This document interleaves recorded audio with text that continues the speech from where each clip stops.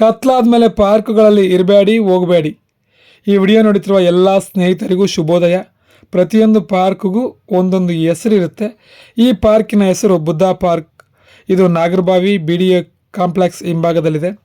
ನಾಗರಬಾವಿ ಸುತ್ತಮುತ್ತ ಇರುವ ಎಲ್ಲ ಪಾರ್ಕ್ಗಳಿಗಿಂತಲೂ ಈ ಪಾರ್ಕ್ ತುಂಬ ಫೇಮಸ್ ಒಂದು ಟೈಮಲ್ಲಿ. ಈ ಪಾರ್ಕ್ ನೋಡೋದಕ್ಕೆ ಬೇರೆ ಬೇರೆ ಕಡೆಗಳಿಂದ ಜನ ಬಂದು ಹೋಗ್ತಿದ್ರು. ನಾನು ಒಂದೆರಡು ಸಲ ಬಂದು ಹೋಗಿದ್ದೆ. ಅದು ಸಂಜೆ ಟೈಮ್ ಬಂದರೆ ಅಂತೂ ಚಿಂದಿ, ಸ್ವಲ್ಪ ಕತ್ಲಾಗಿರೋದು, ಲೈಟಿಂಗ್ಸ್ ಅಂತೂ ಸೂಪರಾಗಿತ್ತು. ಕಡಿಮೆ ಲೈಟ್ಸೇ, ಬೆಳದಿಂಗಳ ಥರ ಇತ್ತು, ಲೈಟ್ ಮ್ಯೂಸಿಕ್ಕು. ನಿಜವಾಗ್ಲೂ ಆ ಟೈಮಲ್ಲಿ ಪಾರ್ಕ್ ಒಳಗೆ ಹೋಗ್ಬಿಟ್ರೆ ಒಂಥರ ಸ್ವರ್ಗ ಇದ್ದಂಗಿತ್ತು. ಎಷ್ಟೇ ಜನ ಇದ್ದರೂ ಕೂಡ ಪಾರ್ಕಲ್ಲಿ ಒಂಥರ ಸೈಲೆಂಟ್, ನೆಮ್ಮದಿ. ಜನ ಕೂಡ ಜಾಸ್ತಿ ಮಾತಾಡ್ತಿರ್ಲಿಲ್ಲ.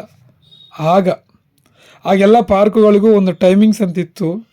ಮಾರ್ನಿಂಗ್ 6ರಿಂದ 10 ಗಂಟೆ, ಈವ್ನಿಂಗ್ 4ರಿಂದ ಮತ್ತು 6 ಅಥವಾ 7 ಗಂಟೆವರೆಗೂ. ಈಗ ಕೆಲವೊಂದು ಪಾರ್ಕುಗಳು ಫುಲ್ ಟೈಮ್ ಓಪನ್, ಅಂದರೆ ಡೇ ಟೈಮಲ್ಲಿ. ಯಾವುದು ಓಪನ್ ಇಲ್ವೋ ಅಂಥ ಪಾರ್ಕುಗಳ ಕಾಂಪೌಂಡನ್ನು ಜಂಪ್ ಮಾಡಿ ಕೆಲವರು ಪಾರ್ಕ್ ಒಳಗೆ ಹೋಗ್ತಾರೆ, ಇರ್ತಾರೆ. ಪಾರ್ಕುಗಳು ನೋಡೋದಕ್ಕೆ ಚೆನ್ನಾಗಿವೆ, ಹುಲ್ಲು ಬೆಳೆಸಿದ್ದಾರೆ ಅಂತ ಕೆಲವರು ಹುಲ್ಲು ಮೇಲೆ ಕುಳಿತುಕೊಳ್ಳೋದು, ಅಲ್ಲೇ ಊಟ ತಿಂಡಿ ಮಾಡೋದು, ಹರಟೆ ಹೊಡೆಯೋದು, ಜನ ಕಡಿಮೆ ಇದ್ದರೆ ನಿದ್ದೆ ಮಾಡೋದು, ಈ ಥರ ಕೆಲಸಗಳೆಲ್ಲ ಮಾಡ್ತಾರೆ.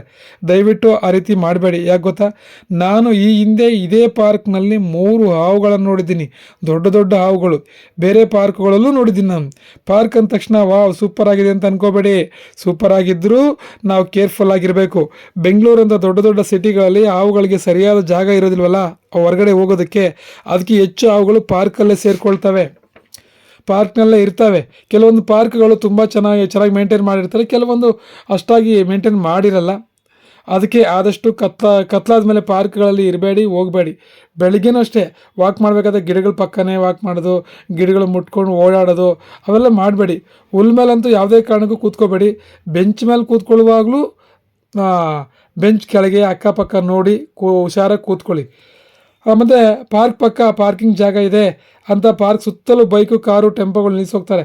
ಕತ್ಲಾದ್ಮೇಲೆ ಬಂದು ತೊಗೊಂಡೋಗ್ತಾರೆ. ನಿಲ್ಲಿಸಿ, ತಪ್ಪಿಲ್ಲ. ಆದರೆ ನೀವು ಗಾಡಿ ಮತ್ತು ವಾಪಸ್ ತೊಗೊಂಡು ಹೋಗ್ಬೇಕಾದ್ರೆ ಒಂದು ಸಲ ಗಾಡಿ ಚೆಕ್ ಮಾಡಿ. ಕೆಲವೊಂದು ಸಲ ಬೈಕ್ಗಳಲ್ಲಿ ಹಾವುಗಳು ಸೇರಿಕೊಂಡಿರುತ್ತೆ. ಇವತ್ತಿಗೆ ಸಾಕು ಅಂದ್ಕೋತೀನಿ. ಎಲ್ರಿಗೂ ಒಳ್ಳೆಯದಾಗಲಿ, ನನಗೂ ಒಳ್ಳೆಯದಾಗಲಿ. ನಮಸ್ಕಾರ. Thank you.